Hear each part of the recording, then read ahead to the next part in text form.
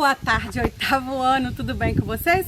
Nós vamos fazer hoje uma revisãozinha do que a gente viu no PET 2. Combinado? Combinado, Carla.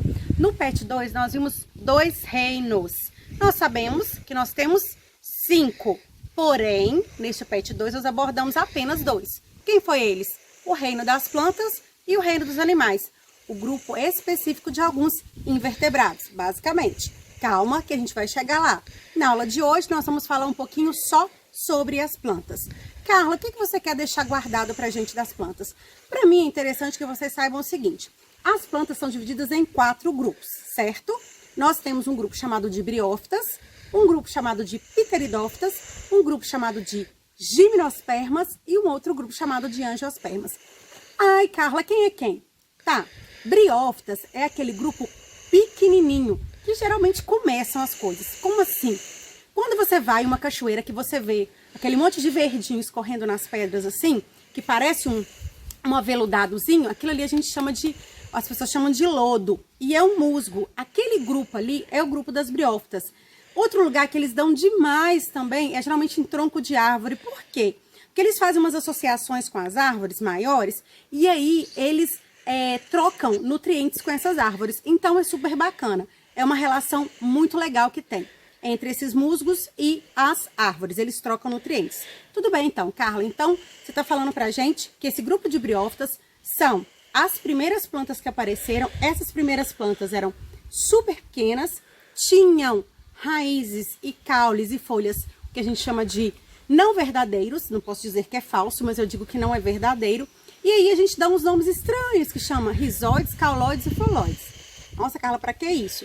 Quer dizer que não são verdadeiros, não são folhas, não são galhos. Por quê? São muito pequenininhos. E uma característica super bacana desse grupo de plantas, que eles dependem totalmente da água para reprodução.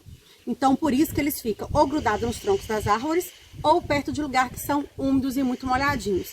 Porque eles precisam da água para trocar os gametas, ok? Uma curiosidade de todos os grupos das plantas é que eles podem fazer os 2 tipos de reprodução. Voltando, reprodução sexuada e assexuada. O que é reprodução sexuada? Onde ocorre troca de gametas masculino e feminino. Reprodução assexuada, não ocorre troca de gametas. Ok, então nas plantas nós temos as 2 reproduções. Ora acontece a sexuada, ora a assexuada. Já começando nas briófitas, então elas são totalmente dependentes da água para reprodução, ok? Caminhando um pouquinho, as plantas evoluíram. E aí apareceram o grupo das pteridófitas. Carla, que nomes estranhos são esses? As pteridófitas, gente, nada mais, nada menos são do que as samambaias, as avencas que a gente tem. Geralmente são ornamentais, ou onde você vê muita samambaia, geralmente perto de água também. Aí é uma curiosidade pra gente. Como os musgos, que são as briófitas, as samambaias também ainda precisam muito da água para reprodução. Sabe aquelas pelotinhas pretas que a gente vê geralmente aos pontinhos pretos nas folhas das samambaias? Aquilo ali são os poros, tá, gente? São a parte reprodutiva da nossa samambaia. Então, por favor, não fica arrancando não, que você tá atrapalhando a reprodução dela, tá bom? Combinado assim? Então, ó, primeiro grupo de briófitas, totalmente dependente da água. Segundo grupo, pteridófitas, também dependentes da água. Quem é esse segundo grupo? As samambaias e as avencas, tudo bem? Só que aí, as samambaias, elas já têm uma diferença, uma evolução das briófitas. E o que seria, Carla?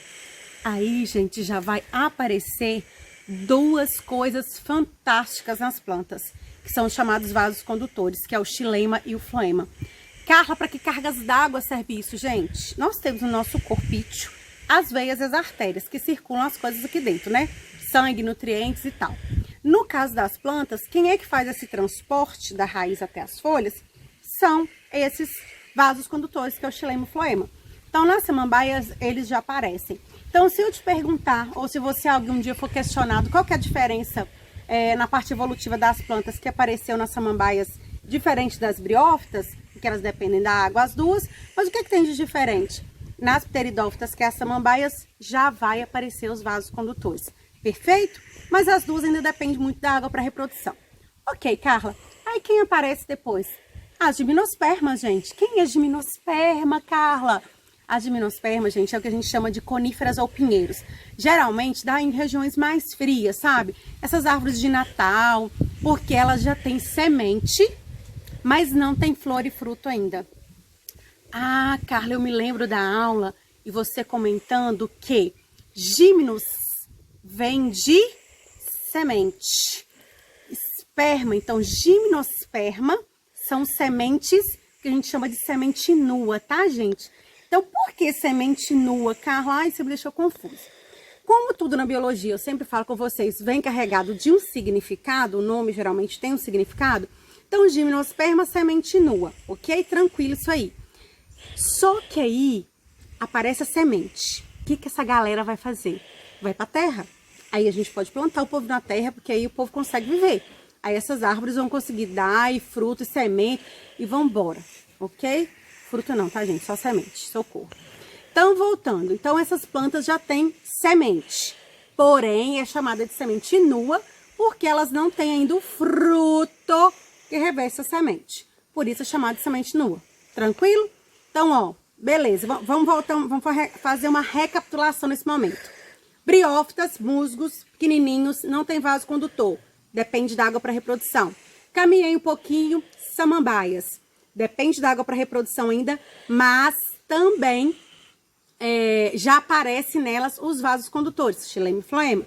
Ok, Carla, já entendi isso aí. Já a outra parte evolutiva das plantas, quando elas começam a sair dessa dependência da água, que é uma característica que elas adquiriram que foi fantástica. Por que fantástica, Carla? Porque aí nós começamos a ter uma variedade de plantas diferentes. Aí elas saíram e aí eles apresentaram a semente. Foi esse aparecimento da semente e a independência da água que deu condições para que as gimnospermas ocupassem um espaço maior. Beleza, Carla, então já apareceu a semente, já tem vaso condutor, a gente já tem planta grande, já ocupou a terra. E aí quem que aparece? Para fechar com chave de ouro, dignamente, aparecem as angiospermas. E eu sempre falo nas minhas aulas assim, gente, a angiosperma é as tops das tops. Por que eu falo isso? Porque as angiospermas, nós temos porte pequeno, porte médio, porte grande, porte gigante, e elas apresentam flor e fruto. Então, a principal característica que diferencia as angiospermas de todas as demais é aparecimento de flor e fruto. Ah, cara, então você está falando que essas plantas ornamentais que a gente tem, que tem tudo tem flor, isso tudo é angiosperma? Uhum. Ah, cara, você está falando que um pé de manga é angiosperma? Uhum. Você está falando que um pé de feijão é angiosperma? Uhum. Então, não tem tamanho. Não é você falar que a planta cresceu, ela evoluiu crescendo, não. Angiospermas, elas evoluíram, gente, não foi só em tamanho, não. Elas adquiriram essa característica de apresentar flor e fruto, ok? Então, ó, 4 grupos de plantas que nós abordamos na revisão de hoje. Briófitas, musgos, totalmente dependente da água para reprodução, não apresenta raiz, nem caule, nem folha verdadeiro, ok? Reprodução sexuada e assexuada.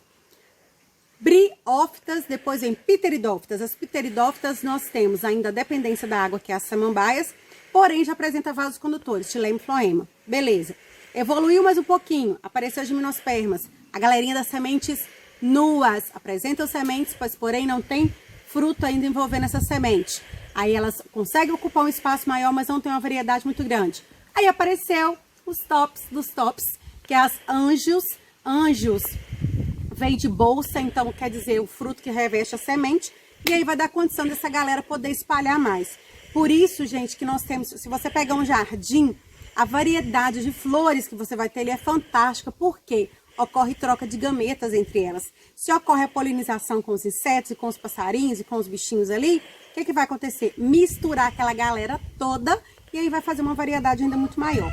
Espero que vocês tenham entendido um pouquinho sobre o reino das plantas e que fique guardado na história e na vida de vocês. Beijo e até a próxima!